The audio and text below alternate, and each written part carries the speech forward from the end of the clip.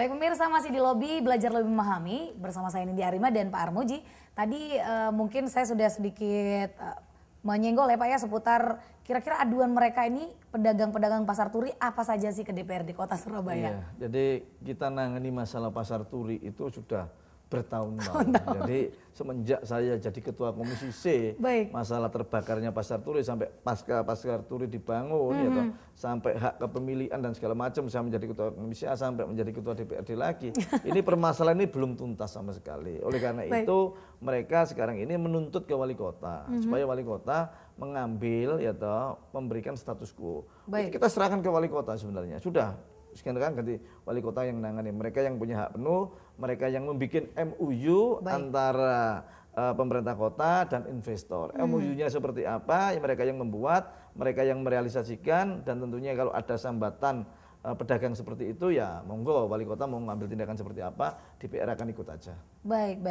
Tapi apa benar nih Pak, para pedagang pasar turi seolah-olah mendapatkan intimidasi dari dan tekanan gitu loh daripada pihak investor sendiri? Saya juga belum tahu persis ada intimidasi atau tidak, juga nggak tahu karena kita juga bukan pelaku yang di sana. Ya masukan-masukan itu kita tampung aja. Kalau mendapatkan intimidasi yang seperti apa? Katanya denda-denda gitu Pak dari investor. Ya mungkin juga seperti itu. Jadi tapi investor melakukan seperti itu kan juga mempunyai suatu rumusan, mempunyai suatu pasal-pasal atau mungkin MOU-nya kayak apa dengan pemerintah kota, dan mereka melakukan tindakan seperti itu.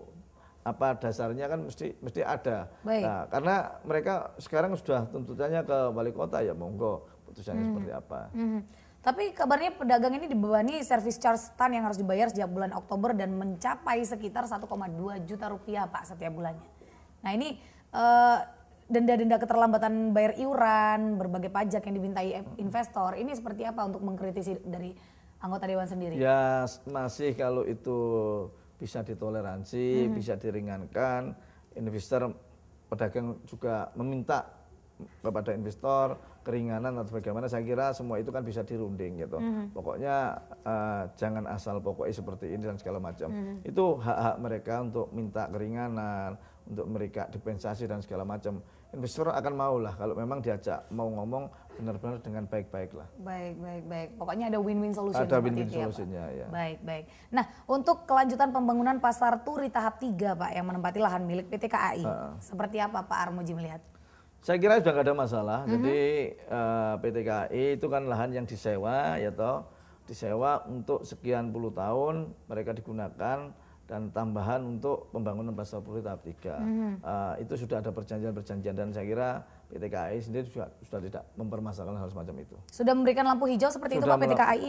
Sudah memberikan lampu hijau saya kira. Baik. Jadi kelanjutan pembangunannya ini tinggal ditunggu aja seperti apa realisasinya ya Pak ya? Tinggal realisasinya seperti apa. Baik Pak, ini untuk fungsi budgeting dan controlling yang dilakukan Dewan pada polemik pembangunan pasar turi tahap 3 menemukan hasil apa saja Pak? Ya kalau fungsi budgeting enggak, karena itu kan sudah pembangunan itu dilaksanakan dan dilakukan oleh investor. Jadi secara independen berarti sudah ya? Secara independen, jadi tidak ada anggaran dari pemerintah kota. Begitu juga fungsi kontrol kita, ya bila terjadi suatu polemik, bila terjadi suatu masalah dengan pedagang semula, kita cuma memfasilitasi saja sebagai fasilitator untuk bisa mengklirkan, untuk supaya bisa mencarikan suatu solusi dan semuanya supaya tidak dirugikan. Oleh karena itu kalau ada sekarang ini beberapa pedagang yang belum puas, belum bisa menerima dengan kejadian-kejadian yang sekarang ini dilakukan oleh investor, dan mereka juga melakukan tuntutan kepada wali kota, ya dicarikanlah dengan baik solusi-solusi seperti itu. Pokoknya jangan menang-menangan sendiri.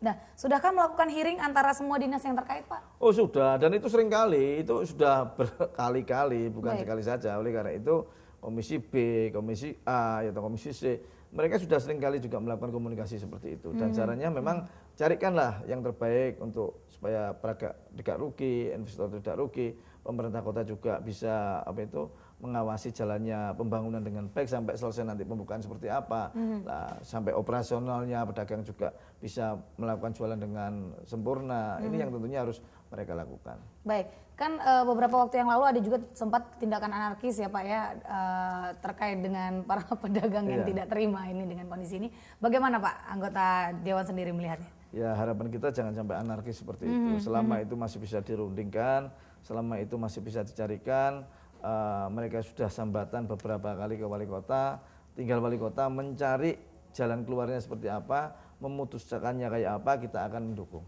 Baik, baik, seperti itu ya Pak ya. Nah, untuk mengoptimalkan sendiri fungsi kinerja dari DPRD Kota Surabaya nih Pak, sebagai Ketua dari DPRD Kota Surabaya, Pak Armuji, bagaimana caranya untuk memberikan semangat kepada para anggota di bawah Bapak? Yang penting ya toh, jadi dari komisi yang sudah berjalan melakukan aktivitas, melakukan penyerapan aspirasi terhadap masyarakat, menerima laporan, harapan kita carikan segala sesuatu itu, segala suatu persoalan itu ada solusinya, ada jalan keluarnya, dan bisa memuaskan kedua belah pihak. Meskipun itu nanti keputusan itu enggak bulat, tentunya paling tidak solusi itu bisa disampaikan kepada bagi mereka-mereka yang kiranya ya toh, mereka mempunyai satu masalah. Semua komisi kita harapkan seperti itu. Dan fungsi kontrol mereka terhadap pemerintah kota ini benar-benar fungsi kontrol yang objektif.